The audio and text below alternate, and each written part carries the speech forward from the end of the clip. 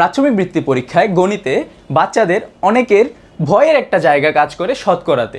অনেকে মনে করেন শতকরা এই অঙ্কটা বা এই চ্যাপ্টারটা খুবই কঠিন একটা চ্যাপ্টার, খুব সহজে যদি আমাকে কেউ শিখিয়ে দিত খুব ভালো হতো আমার জন্য। তোমাদের এই আশা নিয়েই আমি চলে আসলাম অন্বেষণ ক্যারেট একাডেমি থেকে। আমার নাম জোবায়ের, পড়াশোনা করছি বর্তমানে ঢাকা বিশ্ববিদ্যালয়ে আন্তর্জাতিক সম্পর্ক বিভাগে। আজকে আমরা দেখব শতকরা এই চ্যাপ্টারটা কীভাবে খুব সহজে পানির মতো সোজা করে শেখা যায়। আমি যদি তোমাদেরকে বলি শতকরা চ্যাপ্টারে মাত্র 2 ধরনের অঙ্ক পারলেই তুমি সব ধরনের শতকরা ম্যাথ করে ফেলতে পারবে। ঠিকই শুনেছো, মাত্র 2 ধরনের অঙ্ক করতে পারলেই তুমি শতকরায় সব ধরনের অঙ্ক শেষ করে ফেলতে পারবে। শুধু প্রাথমিক বৃত্তি পরীক্ষার জন্য না, ক্লাস 6, ক্লাস 7 এবং ক্লাস 8এও তোমাদের এই অঙ্কটা বা এই ট্রিক্সটা যদি কাজে লাগাতে পারো সেটা তোমাদের জন্য খুবই উপকার হবে। চলো দেখে নেই 2টা ট্রিক্স কি কি। শুরুতে আমি বলেছি শতকরা জিনিসটা কি। শতকরা হচ্ছে কি, আমাকে বলছে 100তে কত। বাংলা শত শব্দের অর্থ হচ্ছে 100তে কত। বাংলা শত শব্দের অর্থ 100তে কত।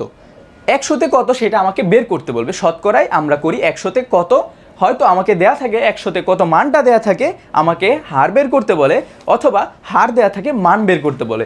শুরুতেই আমার যেই ম্যাথটাই আসুক না কেন আমি প্রশ্নের শুরুর অংশটুকু পড়ব এবং শেষ অংশটুকু পড়ব। প্রশ্নের শেষে আমাকে জানতে চাইবে কি বের করতে হবে আমাকে। প্রশ্নের শুরুতে আমাকে মান দেয়া থাকবে, শেষের লাইনে আমার কাছে জানতে চাওয়া হয় এই অঙ্কে আমার দায়িত্বটা কি, আমার কাজটা কি অঙ্কতে। আচ্ছা, তো আমি বলেছিলাম 2 ধরনের বা 2 টাইপের ম্যাথ আসবে। প্রথম টাইপ হচ্ছে হার দেয়া থাকবে, তোমাকে অঙ্কে হার দেয়া থাকবে, অর্থাৎ 100তে কত এই মানটা দেয়া থাকবে তোমাকে। তাহলে যদি আমাকে 100তে কত দেয়া থাকে এবং আমাকে বলে মান বের করতে, অর্থাৎ একটা কাঙ্ক্ষিত পরিমাণ দিয়ে দিবে আমাকে যে এই পরিমাণের ভেতরে কত অংশ আছে, এই পরিমাণের কত অংশ পাবো আমি, এটা জানতে চাওয়া হবে। তাহলে এইটা বের করতে হবে। আমার ফার্স্ট ট্রিক্স এটা। তাহলে সমাধান কি? সমাধান বলা হয়েছে অঙ্ক শুরু করব কততে? 100তে। কেন বলো তো অঙ্ক কেন 100তে শুরু করব? কারণ আমাকে মানটা তো দেয়া আছে 100তে, হার যেটা সেটা 100তে দেয়া আছে। যদি 100তে দেয়া থাকে, আমি যদি অঙ্ক 100তে শুরু না করি, হ্যাঁ, তোমাকে খুব সহজেই যদি আমি একটু একটা গল্পের ছলে বলি, যে তোমাকে এক জায়গায় আমি ধরো একটা রেসে তুমি অর্ধেক দৌড়ানোর পরে তোমাকে বলা হলো আবার শুরু থেকে শুরু করো, হইলো না কিন্তু বিষয়টা। তাহলে তোমাকে যেটা দেয়া থাকবে সেখান থেকেই ক্যালকুলেশন শুরু করতে হবে। পরের অংশটুকু বা পরের ট্রিক্সটাতে যদি আমরা যাই, পরের ট্রিক্সটাতে আমরা দেখতে পাবো আমাকে বলা হয়েছে মান দেয়া থাকবে। মান বলতে কি, 2 ধরনের মান দেয়া থাকবে, আমাকে বলবে হার বের করো, অর্থাৎ 100তে কত বের করো। তাহলে যদি আমাকে 100তে কত বের করতে হয়, সেক্ষেত্রে আমি কি করব? 100তে ক্যালকুলেশন শেষ করব। আমার ক্যালকুলেশনটা বা অঙ্কটা শেষ করব কোথায়? 100তে। কেন? আমাকে হার বের করতে হবে। যদি হার বের করতে হয় তাহলে 100তে শেষ করতে হবে। আর যদি হার জানতে চাই বা হার দেয়া থাকে তাহলে 100তে শুরু করব ক্যালকুলেশন। আচ্ছা, চলো এই টাইপের একটা ম্যাথ আমরা এখন দেখব, বইয়ের সাথে মিলিয়ে দেখব যে সেটা সলিউশন কিভাবে এত ইজিলি করা যায়। তার আগে অঙ্কতে যেটা জানতে চাইবে সেটা ডান দিকে রাখবো। আমি বলেছি কি, যেটা জানতে চাইবে সেটা আমাকে ডান দিকে রাখতে হবে, অর্থাৎ ডান পাশে সেই ক্যালকুলেশনটা রাখলে আমি কি করতে পারবো? ম্যাথের সমাধানটা ঠিকঠাক করতে পারবো। আমাদের প্রশ্নে আমি যেমন বলেছি, প্রশ্ন পড়ার সময় 2 ভাবে পড়তে হবে। শুরুতে আমাকে কিছু ইনফরমেশন দেওয়া থাকবে, শেষে আমাকে জানতে চাওয়া হবে বা আমাকে একটা প্রবলেম দেওয়া হবে।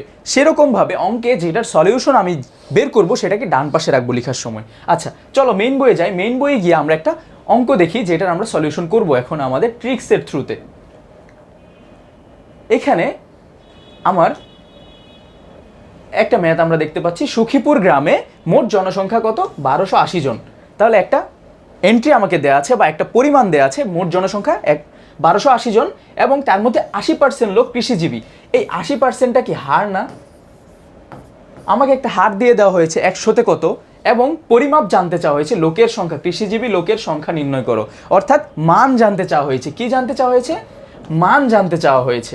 তাহলে এটা আমার প্রথম ট্রিক্সের সাথে চলে যাচ্ছে, প্রথম ট্রিক্সের সাথে খাটতেছে বিষয়টা, যে আমাকে হার দেয়া আছে এবং মান বের করতে বলছে। যদি আমরা ম্যাথটা সলভ করার জন্য আমরা এভাবে করব। বলেছিলাম কি, হার দেয়া থাকলে আমি 100তে ক্যালকুলেশন শুরু করব এবং পরিমাপটা ডান পাশে রাখবো। আমাকে বলা হয়েছিল কৃষক কতজন, অর্থাৎ জানতে চাওয়া হয়েছে কি কৃষকের সংখ্যা কতজন। সেক্ষেত্রে আমি কৃষকটাকে ডান পাশে রাখবো এবং বাকি পরিমাপটাকে বাম পাশে রাখবো। চলো তাহলে যদি ম্যাথটা শুরু করি, আমার যেহেতু হার দেয়া ছিল, হার দেয়া থাকলে 100তে ক্যালকুলেশন শুরু করব। আমরা বলেছি 100তে ক্যালকুলেশন শুরু করি। 100তে 100 জনে কৃষক 80 জন, মোট জনসংখ্যা যদি 100 জন হয় সেখানে কৃষক কতজন? 80 জন মাত্র। এবং একজন, আচ্ছা একটা জিনিস একটু মাথা খাটাবা, হ্যাঁ, ঐকিক নিয়মে আমরা দুই টাইপের, আমি এটাও শেখাবো তোমাদেরকে, ঐকিক নিয়মে আমরা দুই ধরনের অঙ্ক দেখতে পাবো।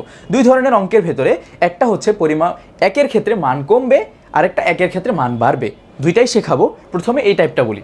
তোমার মা তোমাকে 10 টাকা দিয়ে বাজারে পাঠালো, বাজারে পাঠিয়ে বললো কিছু জিনিস কিনে নিয়ে আসতে, হ্যাঁ, যে কোনো কিছু কিনে নিয়ে আসতে।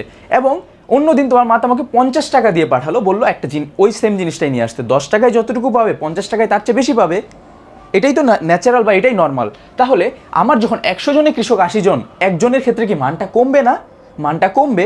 যদি মান কমে তাহলে আমরা কি করি? বিয়োগ করি না? মান কমলে কি করি? বিয়োগ করি। আর একটা জিনিস তোমরা জানবা বা আমি তোমাদের শেখাবো ইনশাল্লাহ সামনে, যে বিয়োগের সংক্ষিপ্ত রূপ হচ্ছে ভাগ। কি বললাম? বিয়োগের সংক্ষিপ্ত রূপ ভাগ। বিয়োগ, এটার সংক্ষিপ্ত রূপ কি? ভাগ। অর্থাৎ ভাগ করে তুমি বিয়োগের কাজ করে ফেলতে পারবে। সেই ক্ষেত্রে এখন আমার যদি একে মান কমে তাহলে আমি তো বিয়োগ করতে পারবো না, বিয়োগ না করে কি করব? আমি ভাগ করব। ভাগ করে আমি পেলাম যে একজনে যখন পরিমাপ করব সেটা ভাগ করলাম 80 ভাগ 110, এটা করলাম। এটা করার পরে এবার আমাকে জানতে চাইছে 1280 জনে কৃষক কতজন। মোট জনসংখ্যা ছিল কত? 1280 জন। 1280 জনে কৃষক কতজন? এখন 1 টাকায় যতটুকু না বাজার করবা, 1280 টাকায় তার চেয়ে বেশি বাজার করবা বা তার চেয়ে বেশি পরিমাপ পাবো আমি। তো 1280 জন যদি লোক হয় সেই ক্ষেত্রে কৃষকের মানটাও বাড়বে। বাড়ার জন্য কি করতে হবে? গুণ করতে হবে। আমি বললাম যে কমানোর জন্য বিয়োগ করতে হবে। তাহলে বাড়তি কোনো কিছু যদি যোগ করি আমরা সেক্ষেত্রে কি কোনো কিছু বড় হয়, তো বড় মাপটার জন্য আমরা গুণ করব। গুণের আমি এই কাটাকাটিটা একটু দেখিয়ে দিচ্ছি তোমাদেরকে। আবার 10 দিয়ে কাটলাম, 10 দিয়ে কাটলে হচ্ছে 10, 100, আর 1280-কে 10 দিয়ে কাটলে 128, 10 দিয়ে 80-কে কাটলে 8।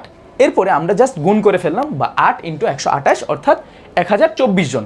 তাহলে এই উত্তরটা আমরা পেয়ে যাচ্ছি যে মোট জনসংখ্যা যদি 1280 জন হয়, কৃষকের সংখ্যা হবে কতজন?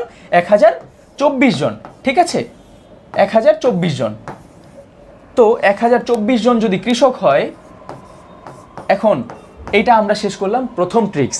দ্বিতীয় ট্রিক্স আমরা পরের ভিডিওতে জানবো, বা দ্বিতীয় ট্রিক্স যদি তোমরা জানতে চাও সেক্ষেত্রে এই ভিডিওর নিচে শতকরা লিখে কমেন্ট করো।